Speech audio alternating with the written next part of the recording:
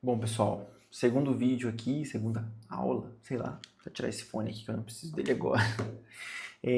Tentar fazer isso bem rapidinho, é mais uma continuidade mesmo do que foi falado sobre ROIC, sobre o AC, né? ROIC é o retorno sobre o capital investido, e o AC, né, é o custo médio ponderado de capital, aquele conceito de que todo investimento precisa de capital, todo capital vem do sócio ou vem de um banco, instituição financeira, enfim, e tem um custo independente, né? Não é porque eu sou dono da empresa, eu tiro dinheiro do meu bolso, coloco na empresa, isso não tem custo. Tem sim. Tem porque você está colocando dinheiro lá esperando algum retorno. E geralmente esse retorno, né, a gente tem forma de calcular isso, depois eu posso trazer isso mais específico, mas geralmente ele é mais caro que o banco, tá? Pensa naquele seu amigo, né, que vai pedir dinheiro emprestado para você, e você pensa, poxa, por que ele não pega com o banco, né? Por que está pedindo comigo? Por que o banco não quer emprestar para ele? Tem alguma coisa errada, né? Então, geralmente a gente tenta aí, a gente vai buscar um retorno maior do que o banco também, tá? Então, é natural, quando a gente entende os conceitos e tudo, que o custo, né, de capital próprio seja mais caro do que o custo do capital de terceiros, né? Em resumo, pegar dinheiro com o banco, apesar de muita gente achar um absurdo, vários comentários sobre isso, né? Geralmente acaba sendo mais barato, né? Tem que ter um equilíbrio nisso, né? Enfim, não vou fugir dos conceitos da ideia desse vídeo aqui, que é para ser mais curto hoje.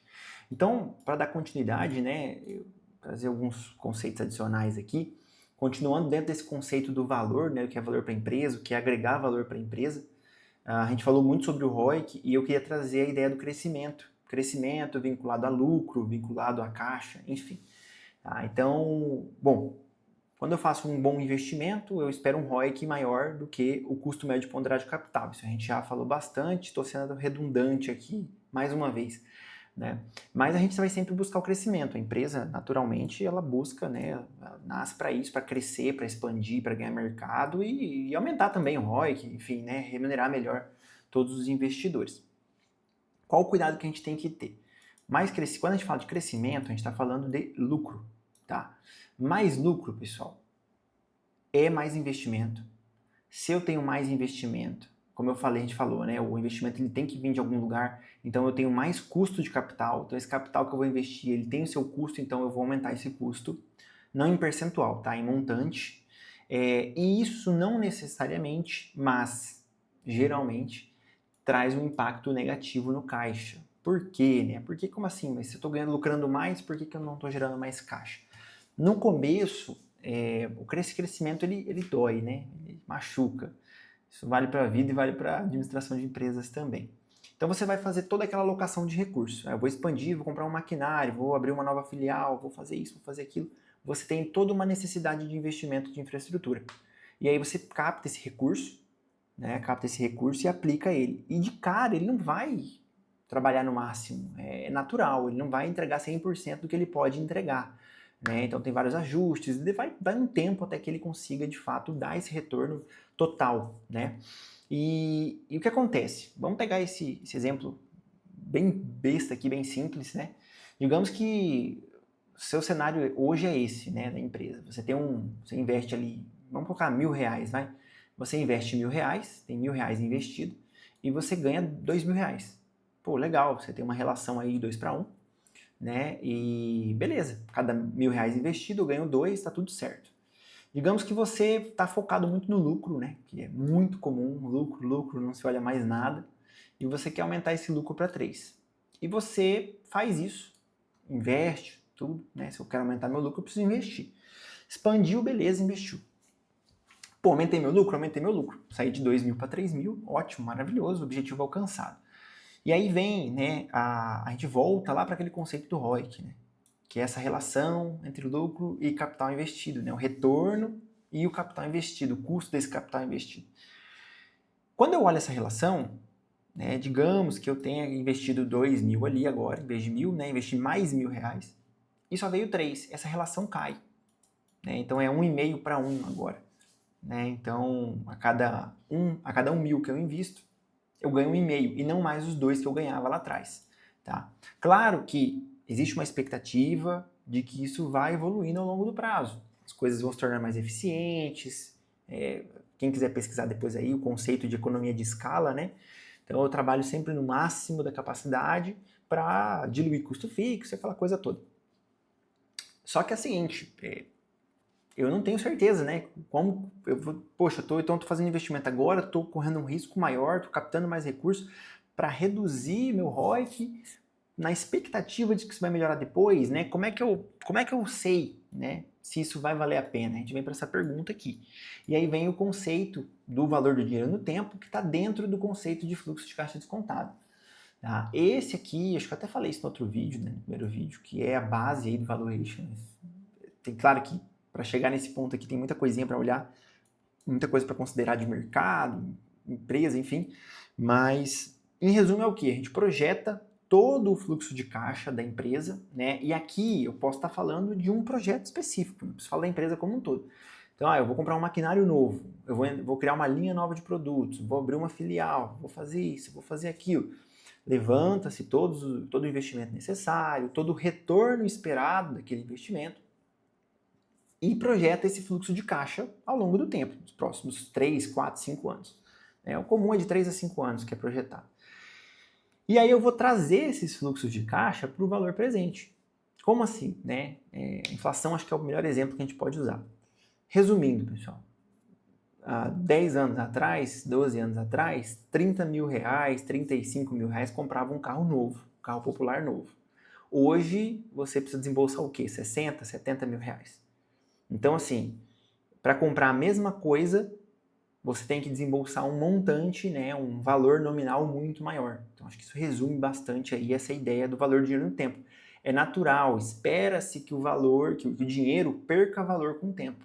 Ou seja, eu preciso desembolsar um número maior, uma quantia maior para comprar a mesma coisa.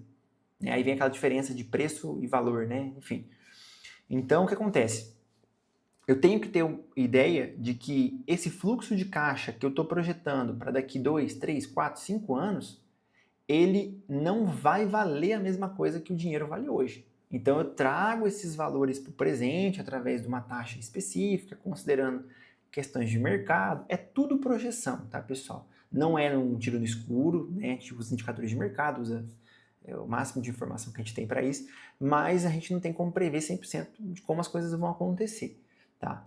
E aí, através disso, eu vejo, poxa, nos primeiros anos aqui, primeiro, segundo ano, eu tenho uma perda considerável, né? Eu dou uma retraída aqui no resultado, no ROIC, enfim, mas ali a partir do terceiro, quarto ano, o jogo muda e aí, no fim das contas, né, na média geral ali, vai valer a pena fazer esse investimento, ou não. Então, é esse cálculo que a gente faz, né, para entender se aquilo faz sentido ou não, se aquilo vai, de fato, me dar um retorno, vai valer a pena essa dor do crescimento, tá? E aí cuidado, né? Cuidado em focar somente no ROIC, né? E desconsiderar o montante, desconsiderar o valor. Então, aqui esse exemplo que eu dei, né? Então, eu não posso olhar o lucro, eu tenho que olhar essa relação aqui, né? Não, não é isso, tem que olhar os dois, né? E se tiver mais outros indicadores aí, você tem que olhar também, né? Para entender. Então, se esse percentual aqui, né, essa relação está diminuindo, mas você tem um plano, tem um projeto, você está acompanhando, está dentro do esperado, né, tá tudo bem, está controlado, está sendo acompanhado. O que não pode é olhar só o lucro cegamente. Tá? Isso é um dos pontos principais aí de quebra de empresa, principalmente empresa pequena, porque olha-se muito lucro e não se olha o caixa, não se olha a qualidade desse investimento, a qualidade desse lucro. Então, isso é muito, muito importante. Tá? E aqui, completando, né, o percentual é diferente do montante, né? Então, mas o meu ROIC tá, em vez de 15%, eu joguei para 17%, 18%. Tá, só que aí você tirou, para isso você tirou aquelas linhas de produto que não tinham um ROIC tão favorável, você fechou aquelas filiais que não tinham um ROIC tão favorável, e no fim das contas o seu montante reduziu. Seu ROIC está lá em cima, né? Mas o seu montante em valor reduziu. Então, esse cuidado que tem que ter aí nessa hora. Tá? E observar o lucro econômico. Né? O que é o lucro econômico? O lucro econômico é a diferença entre o ROIC e o custo de capital. Né? Então, quando eu tenho aqui um ROIC, por exemplo, de 15%, é um 5 isso aqui, tá, gente? E um custo de capital, né, médio ponderado de capital de 10%, o lucro, quando eu tiro um menos o outro, né, eu vou ter aqui 5% de spread, né, que é a diferença Spread, que é o lucro econômico, tá, pessoal? O lucro econômico é esse spread aqui de 5%, beleza? Então, esse é o conceito do lucro econômico. Então, é bem legal, né? É um conceito que traz aí, eu tenho o meu ROIC, eu tenho o meu retorno ali, mas eu quero saber qual que é o lucro econômico que vai estar nisso, né? Quanto que eu estou ganhando, quanto que eu estou gerando sobre, né, acima do custo de capital. E claro, quanto maior esse spread, melhor, né? Quanto maior esse spread, melhor. Então, existem maneiras de eu aumentar esse spread, reduzindo o meu custo de capital ou aumentando o meu retorno sobre o capital investido ali, tá? Mas e aí? E no final, né? O que eu considero, então? Eu considero o lucro econômico, eu considero o fluxo de caixa descontado, o que é melhor? Então, no fim, pessoal, eles são iguais. Eu não sei se eu vou conseguir deixar claro aqui essa explicação, né? Mas resumindo aqui, né? Fluxo de caixa descontado, então vamos falar do conceito rápido aqui, para tentar, né, para não causar tanta confusão. Muita sigla, muita coisinha, e esse conceito de valor presente aí confunde um pouco. Mas assim, o fluxo de caixa descontado é aquilo que eu já expliquei, né? Então eu tenho um investimento, eu projeto os fluxos, né? Quanto que eu espero que vai entrar de caixa. E aí caixa, pessoal, é diferente de lucro. Caixa, eu estou falando assim, a empresa investiu, pagou os custos, pagou despesas, pagou impostos, distribuiu recursos, distribuiu o que tinha para distribuir com os investidores, pagou financiamento, pagou e sobrou caixa, tá? Essa é a última coisa que sobra, né? O lucro já não. O lucro econômico, né, é justamente essa diferença entre o custo geral que eu tenho ali, eu paguei X num produto e vendi ele por Y e aquela diferença é meu lucro. E esse lucro vai ser usado, né, justamente para pagar tudo aquilo e sobrar algum caixa, tá bom? Então, o caixa, ele são regimes diferentes. Um é de resultado, um é de caixa, né? O próprio nome já diz. Tá? Mas tem que ter esse cuidado, acho que não vale a pena entrar nisso agora, porque senão vai mais muito tempo de vídeo aí, não é o foco aqui. Só que o que acontece? O lucro econômico mais o investimento, né, o lucro econômico atualizado ao valor presente, mais o investimento, ele vai bater nesse valor. Então, quando a gente pega esses dois métodos de cálculo, né, faz o fluxo de caixa descontado daquele produto, daquele investimento, né? Produto não, produto errado dizer, daquele investimento. Atualiza o valor presente, faz tudo aquilo. E aí, quando você olha pelo lado do lucro econômico, né, você tem ali um investimento necessário, então o maquinário, você paga tantos mil, tal, beleza. Isso vai gerar um lucro econômico de X nesse mesmo período, né, que eu fiz lá, que é a mesma base que eu usei para o fluxo de caixa, o mesmo período, os mesmos percentuais, as mesmas coisas. Quando eu pego esse lucro, trago para o valor presente, somo com esse investimento necessário, eu vou encontrar o mesmo valor do fluxo de caixa contado. Então, assim, é a mesma coisa. A diferença é que um está olhando o lucro mais o investimento, né? Quando eu falo, os dois estão olhando a mesma coisa no final das contas, né? Mas a forma de ver é diferente. Então, um eu estou olhando o que eu investi, o lucro econômico que ele vai me trazer, atualizado ao presente, e outro eu estou olhando caixa, geração de caixa, tá? Eu não somo o valor, o investimento aqui no fluxo de caixa? Não soma porque esse fluxo de caixa ele depende daquele investimento. Todo um conceito por trás aí que, de novo, né, tentar não entrar nisso aqui, senão eu vou prolongar demais. Mas em resumo, né, é a gente entender que o crescimento ele é importante, tem que ter muito cuidado com o crescimento, muito cuidado.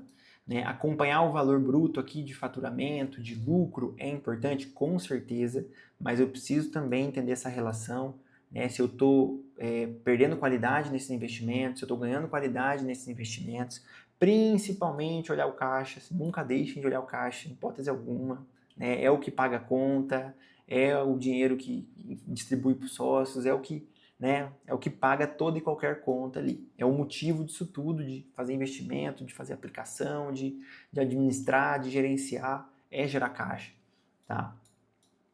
E que existem esses conceitos, né, do lucro econômico e principalmente do fluxo de caixa descontado, que são importantíssimos para análise de projeto, né, de viabilidade econômica do projeto.